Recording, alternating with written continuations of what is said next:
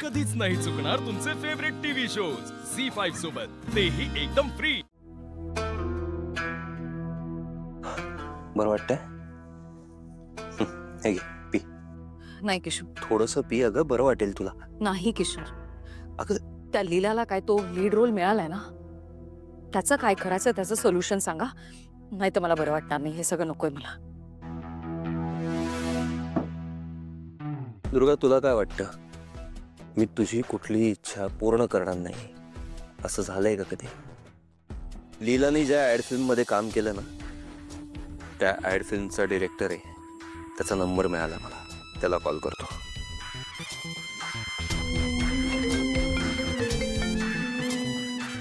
Hello.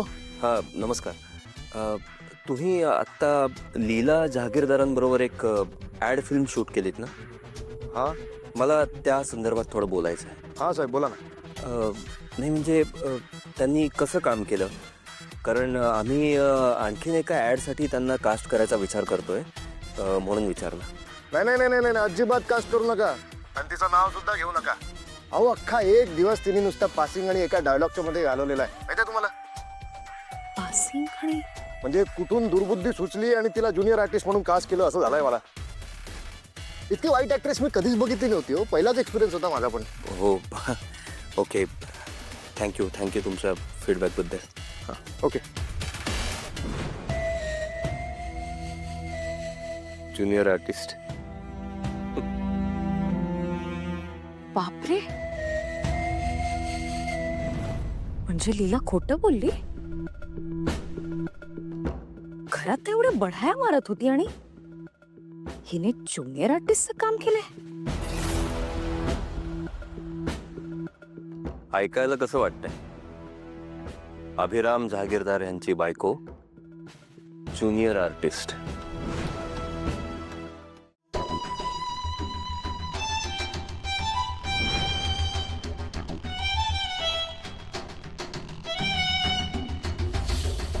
उपकार करा आणि ही फील्ड सोडून द्या. आज भेटलात, यानंतर कुठे भेटू नका. हा, मला झेपणार नाही ते. हा,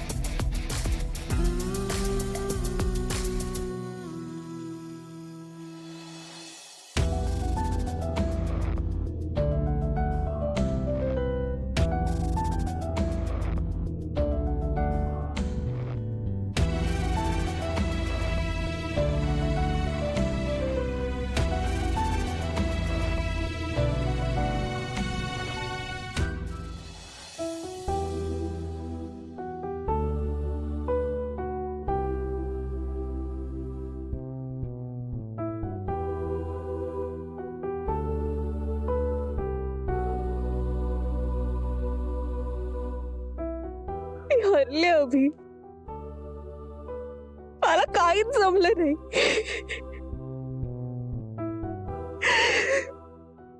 मला ऍक्टिंग आवडते,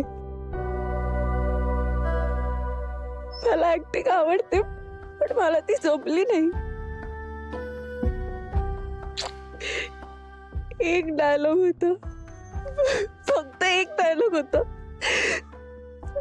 तूही धड बोलू शकले नाही मी. मला माहिती ते डिरेक्टर सर काय म्हणाले?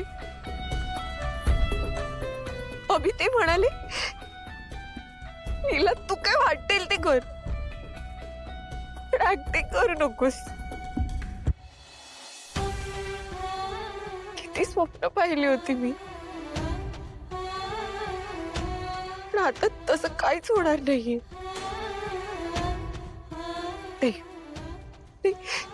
मावशी म्हणते ना तेच बरोबर आहे. मी वाट आहे, मला काहीच जमत नाही. मला फक्त सगळ्या गोष्टींमध्ये गोंधळ घालता येतो. मला खूप वाटत होतं की मोठी ऍक्ट्रेस होईल, तुमची बायको म्हणून स्वतःला प्रूव्ह करून दाखवेल, असं सगळीकडे नाव होईल. मग तुम्हाला माझ्याबद्दल प्राऊड फील होईल. आता काहीच होणार नाही असं.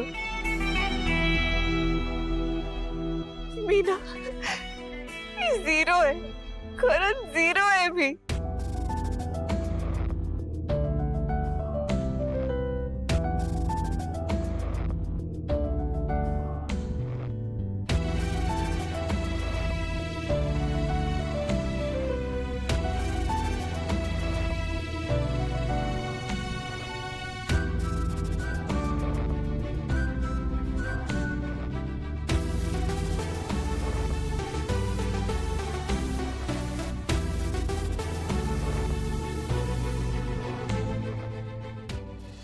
घरी जाऊया.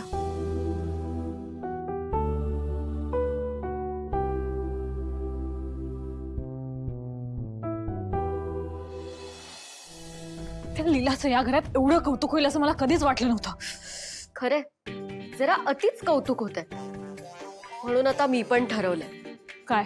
मी ऍक्ट्रेस होणार. सरू जहागीरदार सुपरस्टार.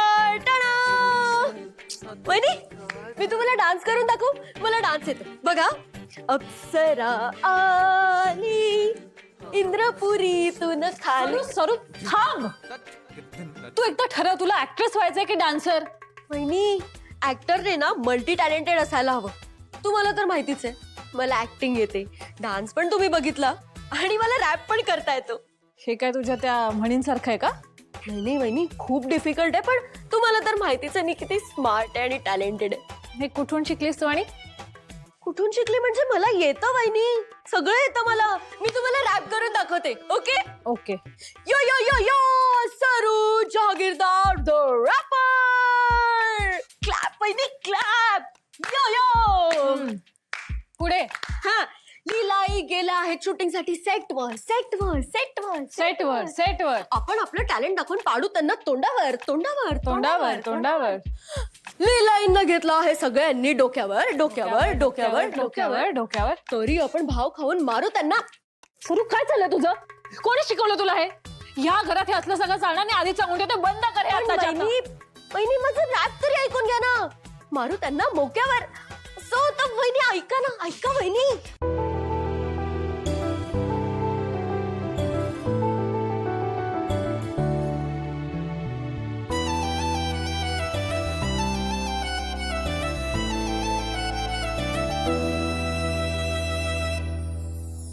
अभि, हे काय सगळं?